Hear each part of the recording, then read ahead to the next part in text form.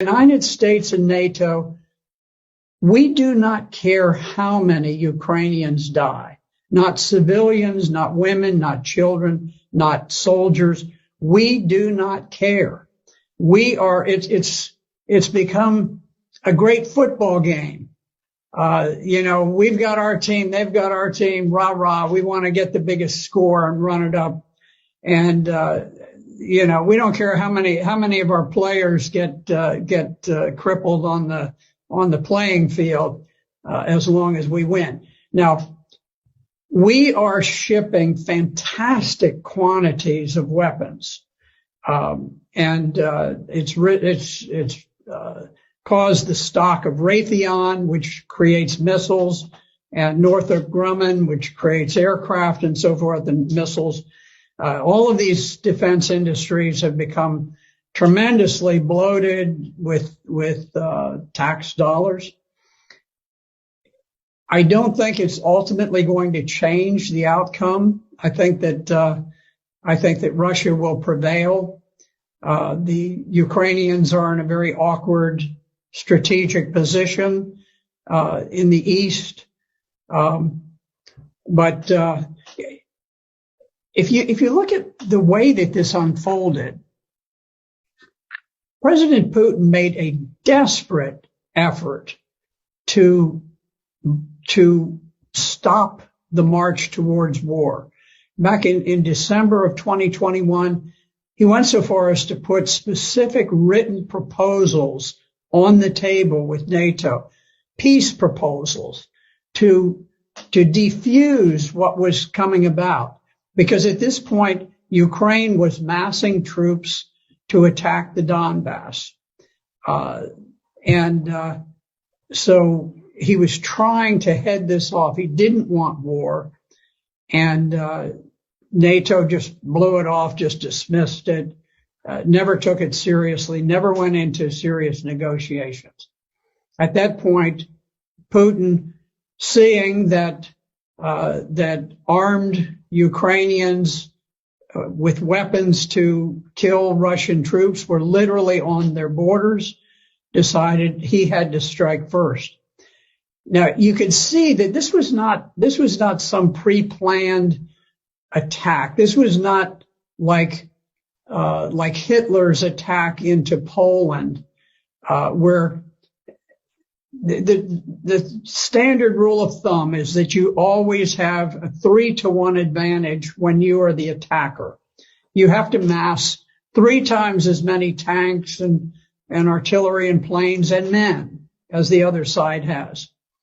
In fact, when Russia went in, they went in sort of with what they had, what they could cobble together on short notice, and they were outnumbered by the Ukrainian forces. The Ukrainian forces had about 250,000. The Russians had perhaps 160,000.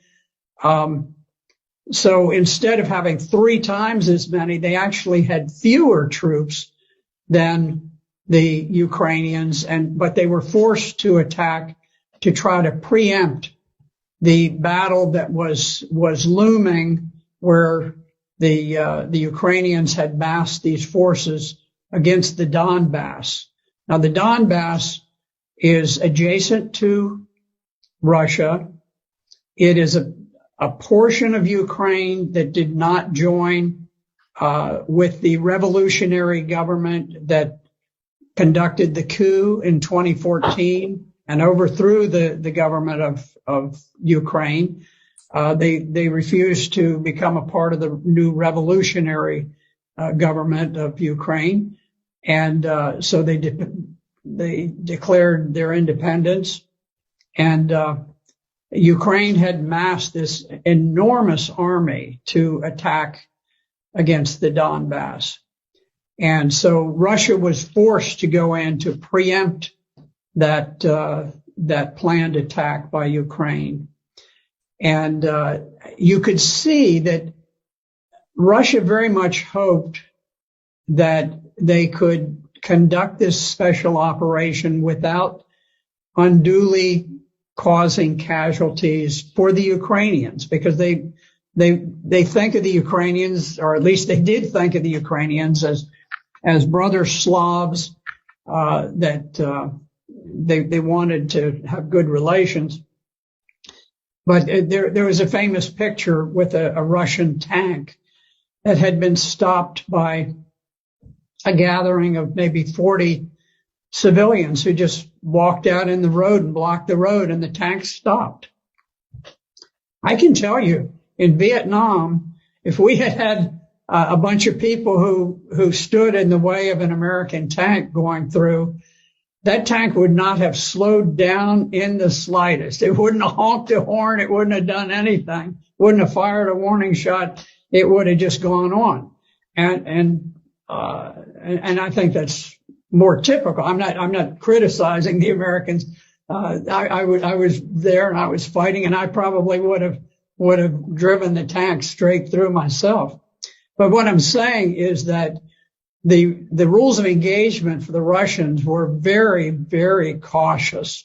They didn't want to create a great deal of hatred and animosity. The Russians did not go in. They did not bomb the electrical system, the media systems, the water systems, all of these, the bridges and so forth. They tried to retain the infrastructure of Ukraine in good shape because they wanted it to get back. They just wanted this to be over with and get back to normal. It didn't work. The Ukrainians, the resistance was unexpectedly hard. The Ukrainian soldiers fought with great valor, great heroism, and so now the game has been upped and it's become much more serious. But it is amazing to look and to see that Russia dominates the air. They haven't knocked out the train systems. They haven't knocked out power plants. They haven't knocked out so many things. They've never bombed the buildings in the center of Kyiv, the capital of Ukraine. They haven't bombed the buildings where the parliament meets. They've been incredibly reserved about these things, hoping against hope that peace could be achieved.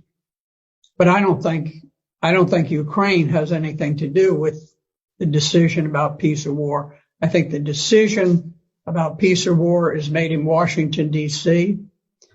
As long as we want the war to continue, we will fight that war using Ukrainians as proxies, and we will fight it to the last Ukrainian death.